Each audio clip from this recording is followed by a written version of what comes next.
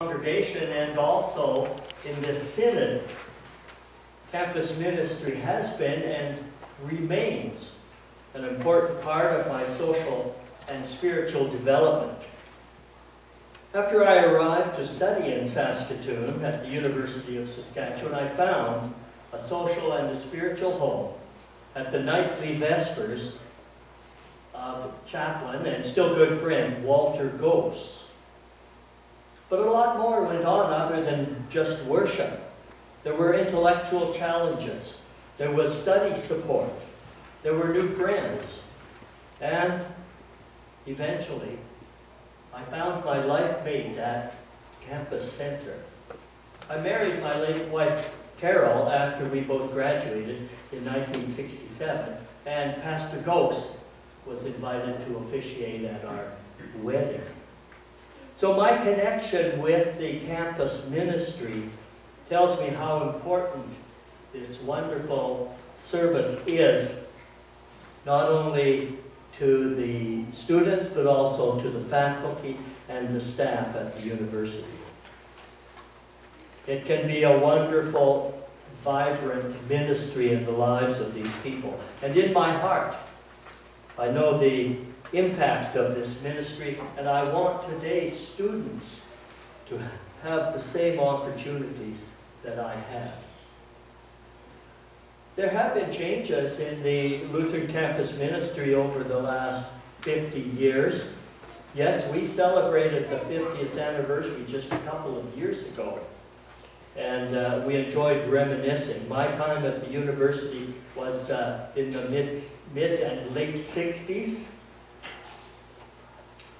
One of the changes to the university ministry has been some financial cuts, but the universities in Saskatchewan and the universities in Alberta have been more or less left intact, albeit a little bit diminished.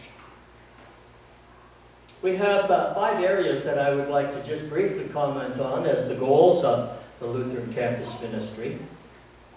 Our focus, for example, is to meet the unique personal, social, and spiritual needs of students.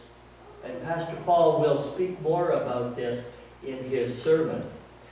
2, to encourage students to explore what it means to be a Lutheran and a Christian in 2013. And university, with all of the opportunities to discuss and to explore, is a prime location to have this kind of discussion. And again, Pastor Paul will comment more about that in his sermon, in a very interesting way.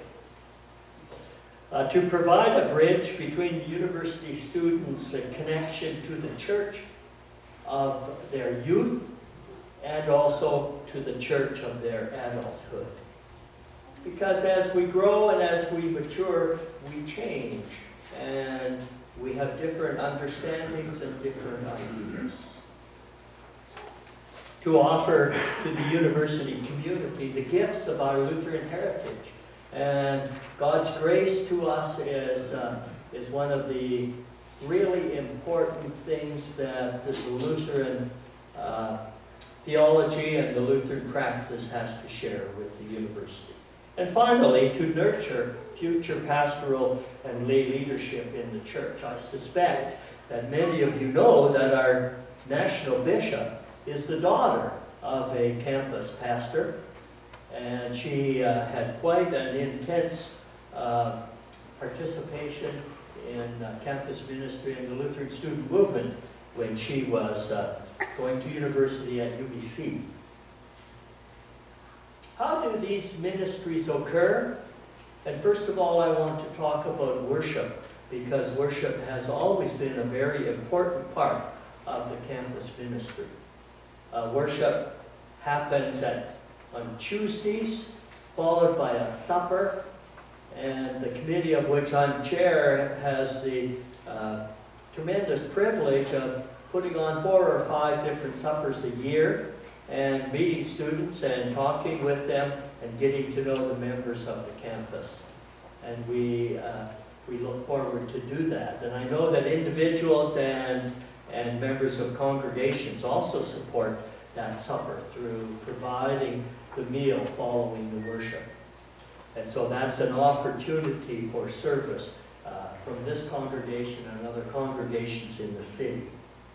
There are many other programs such as films and Bible studies and book discussions.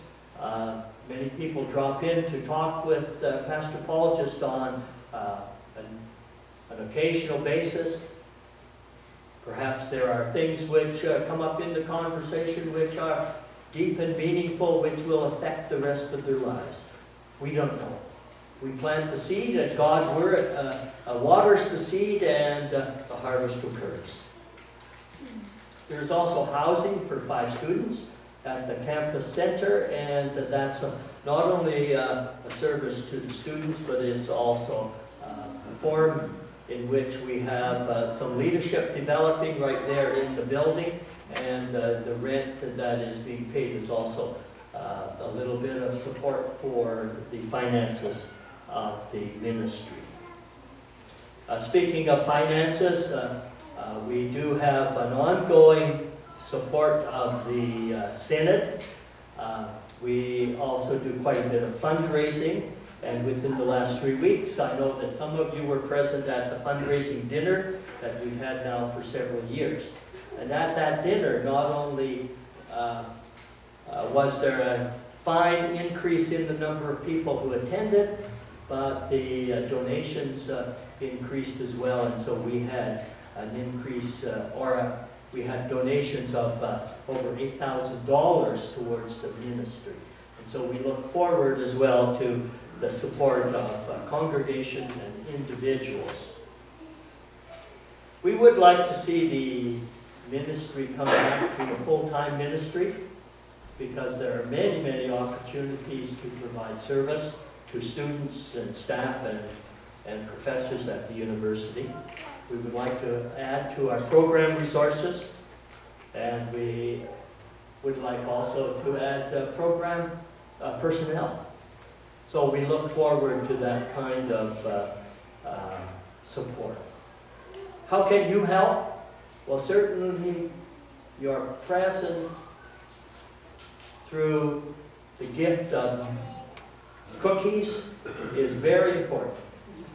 50 years ago, I remember existing on campus ministry cookies. And it's still a great opportunity for you to add your ministry to the campus. Prayer and encouragement, both of committee members and Pastor Paul and all of us. Encouragement for your young people going to university to attend at the campus ministry is very important. I would like to challenge all of the northern Saskatchewan congregations to make campus ministry a part of their youth program, because it's a wonderful way to continue to learn and serve God through this wonderful opportunity. Thank you very much. As I said, Pastor Paul will speak in a slightly different way about the work of campus. God bless the congregation and the work of campus ministry. Thank you, Ron. I'd like to invite Pastor Paul Sargison to come forward now for the gospel.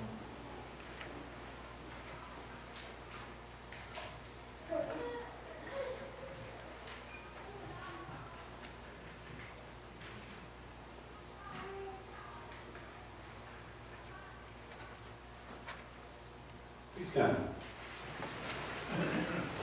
Continue with the reading of the Gospel according to St. John, the 21st chapter. When they had gone ashore, they saw a charcoal fire there with fish on it and bread. Jesus said to them, "Bring some of the fish that you just caught." So Simon Peter went aboard and hauled the net ashore full of large fish, 153 of them. And though there were so many, the net was not torn. Jesus said to them, "Come and have breakfast."